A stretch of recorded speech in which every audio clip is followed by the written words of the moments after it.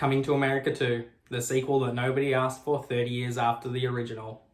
So in the movie, we have Eddie Murphy and Arsenio Hall reprising their roles as Prince Akeem and Shemi. However, Eddie Murphy's character has now become King Akeem since his father's died. The only problem is he's only managed to father 3 daughters. He doesn't have a son, which means he doesn't have an heir to the throne.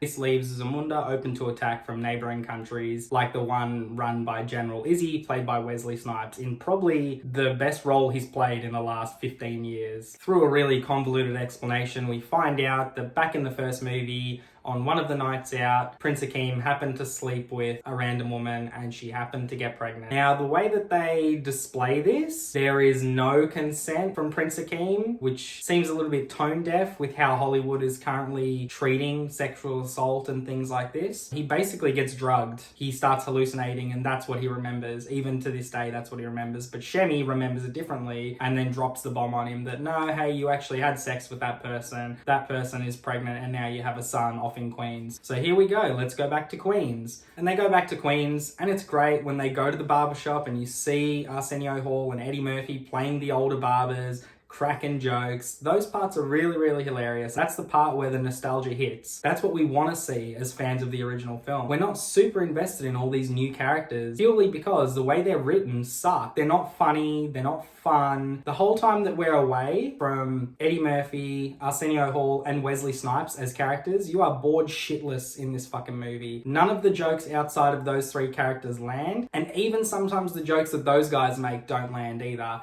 It's a real shame that this had to come out 30 years after. You know, at this point, don't make it. At this point, make it something else. And you don't even spend that much time in America with these characters. Most of the movie is in Zamunda. And if you focused on that, and if you made it Returning to Zamunda or Living in Zamunda, a sequel to Coming to America, something like this, don't bait us in with the fact that, you know, Prince Akeem and Shemi are going back to America, because that's not really what happened at all. You get maybe 10 minutes of screen time in this nearly 2-hour-long movie in America. And it's just a shame. It's a real shame. A lot of the young actors in this movie are really, really good. And I recommend you check out a lot of the stuff that they've done outside of this film, because they all are really, really talented. Really talented people with huge, huge potential in the industry. Lots of people from outside of the US as well. Like, you've got an actress here who's South African, you've got American actors, you've got actors from Africa. Like, they do really bring in a lot of people from around the world into this film, which is fantastic. But the script is just shit. And the film, the way it looks, it just looks like a TV movie. Like, you put on the one from the 80s and it still looks better than this one does. The way it's shot is just completely just nonsensical. I don't understand. You've got such a big budget. You've got all this new technology, and why does it look worse than the film that came out 30 years ago made on a minuscule budget compared to this one? This one's a real missed opportunity, I feel like. And it kind of feels like the script writers are the ones probably to blame here. If it's not their fault, then it's definitely the studio's fault, probably forcing them to write a script to something that they didn't want to write. They may have just thrown a bunch of cash at them and said, hey, this is what we're doing, we want you to do it,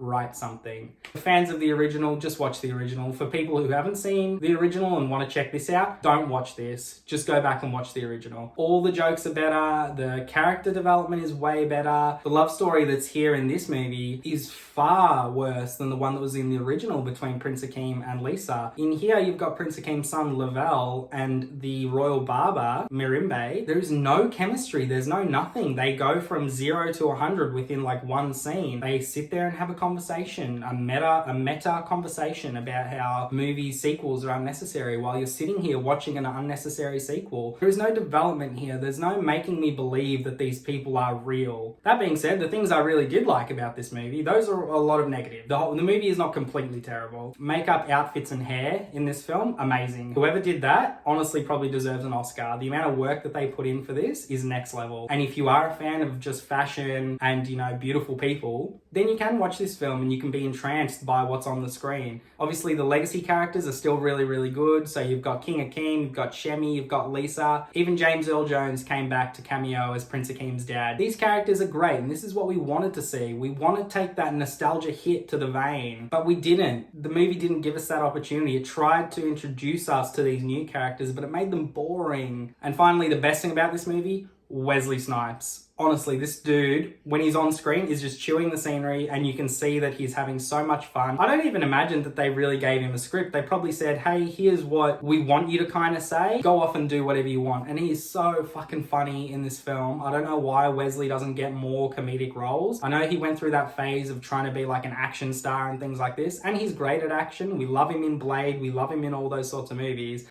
I wouldn't recommend watching this, guys. If you want to watch a really funny comedy with Eddie Murphy in it, just go and watch the first Coming to America. Leave this piece of shit off your radar. For fans of the original, you're going to hate it. You will hate this film. Now, you will enjoy the parts where you get to see your legacy characters. Granted, you'll enjoy that. You'll have 1 or 2 laughs with Wesley Snipes and with the barbershop man. That's it, though. You know, if you want to put yourself through 2 hours of hell just to get 1 laugh or maybe 2 laughs out of this film, final verdict is, you know what, I'll be generous. I'll give it a 4 out of 10 because, like I said, visually it's awesome. The costume design, the hair, everything like that is fantastic. Your legacy characters are still really good. It's just the rest of the film that really bogs it down. So I'm going to go, 4 out of 10. I hope you guys enjoyed this one. I'll have a new review up probably this week sometime. Probably Cherry with Tom Holland is going to be the next one. So we'll see if that's any good. And yeah, I'll see you guys on the next one.